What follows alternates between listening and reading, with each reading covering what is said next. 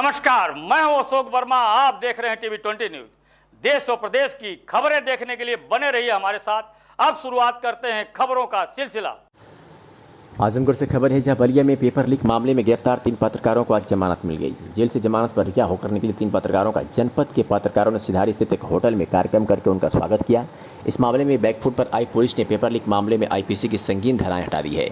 संगीन धाराओं की वजह से तीनों पत्रकारों को 1 महीने करीब जेल में रहना पड़ा। स्वागत के दौरान पत्रकारों ने कहा कि आजमगढ़ के पत्रकार तन मन धन से बलिया के पत्रकारों द्वारा चलाए जा रहे आंदोलन में उनके साथ हैं। ज्ञात हो कि 1 महीना पूर्व पेपर लीक मामले में बलिया के शिक्षा माफियाओं के खिलाफ समाचार लगाने व प्रशासन को सहयोग देने के मामले में बलिया जनपद के 3 पत्रकार दिग्विजय सिंह, मनोज गुप्ता और अजित ओझा को डीएम और एसपी के निर्देश पर जेल में डाल दिया गया था और संगीन धाराओं में मुकदमे दर्ज कर दिए गए थे।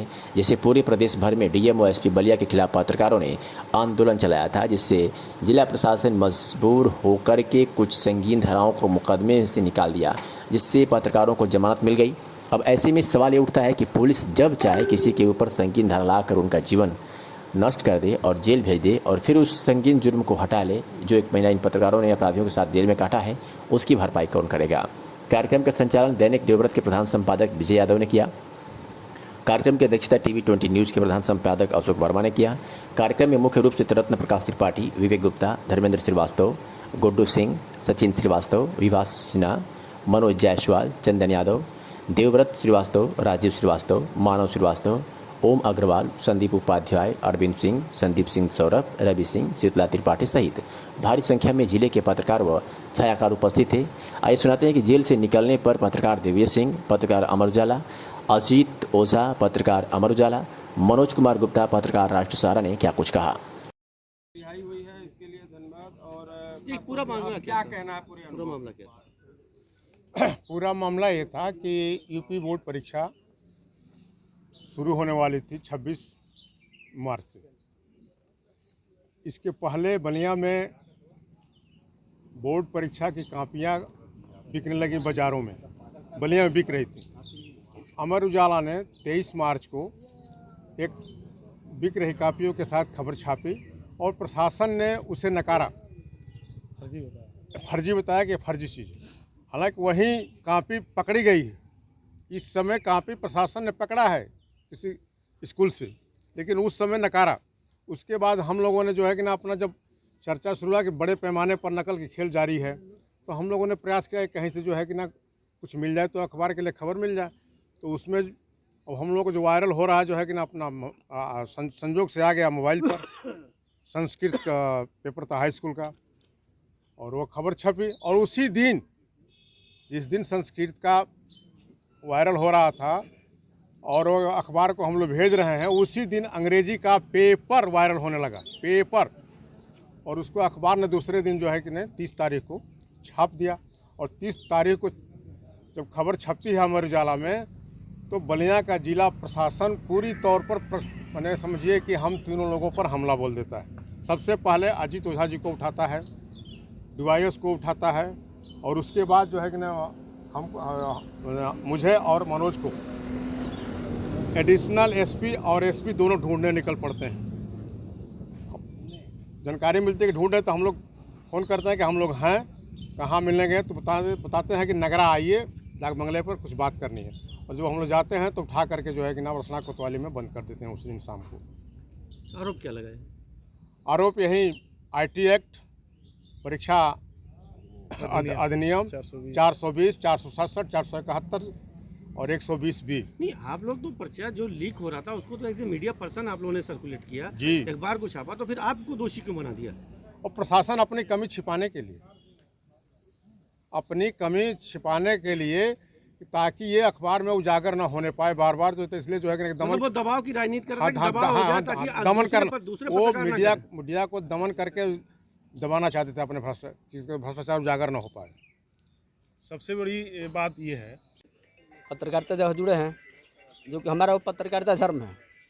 हम लोग जो पेपर आउट है तो उसे उजागर किए।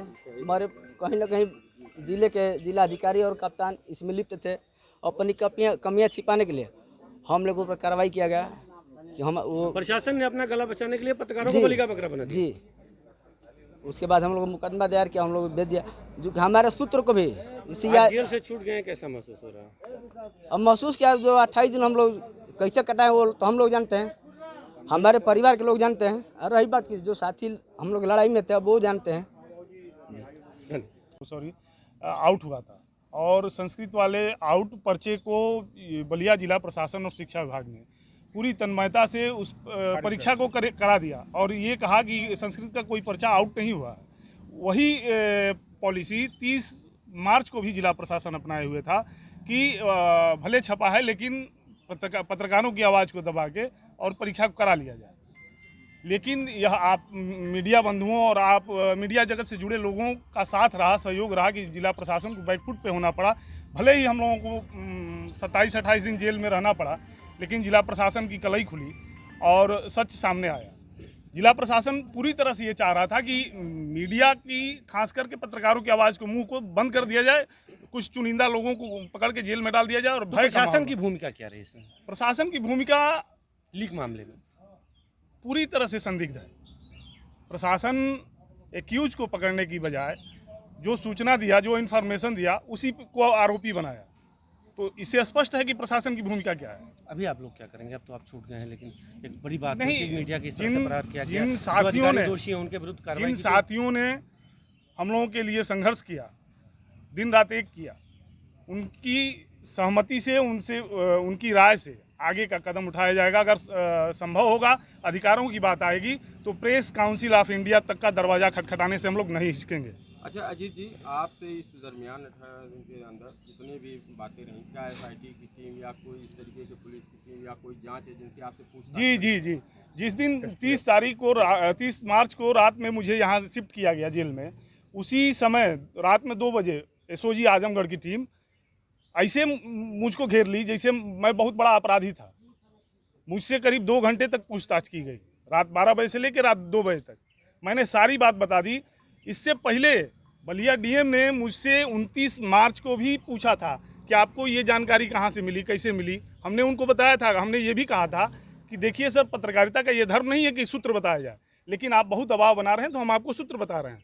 हमारे नगरा संवाददाता ने हमको ये भेजा है और मैं आपको और DIS को भेज रहा हूँ। 30 तारीख को बलिया DM ने मुझे फ़ोन किया और फ़ोन करके कहा 9:30 बजे दिन में कि अजीत, आपको अंग्रेजी वाला पर्चा कहाँ से मिला है? अगर मिला है जो आपके अखबार में छपा है अमर उजाला में, तो थोड़ा हमको भेज दीजिए। हमने अपने ब्यूरो से बात की, संदीप सौरभ सिंह जी से, उनसे कहा कि सर ऐसी ऐसी बात है, बलिया DM पर्चा मांग रहे हैं। तो उन्होंने कहा कि यार देखना, ये लोग अच्छे लोग नहीं हैं। पूर्व में इतिहास रहा है बलिया में कि जो इन्फॉर्मेशन दिया है उसी के खिलाफ, उसी पत्रकारों के खिलाफ ये लोग कार्रवाई करते रहे। तो ठीक है, तुम भेज दो, DM मांग रहा है। तो हमने कहा कि बलिया DM कह रहे हैं कि यार तुम बलिया DM से बात कर रहे हैं।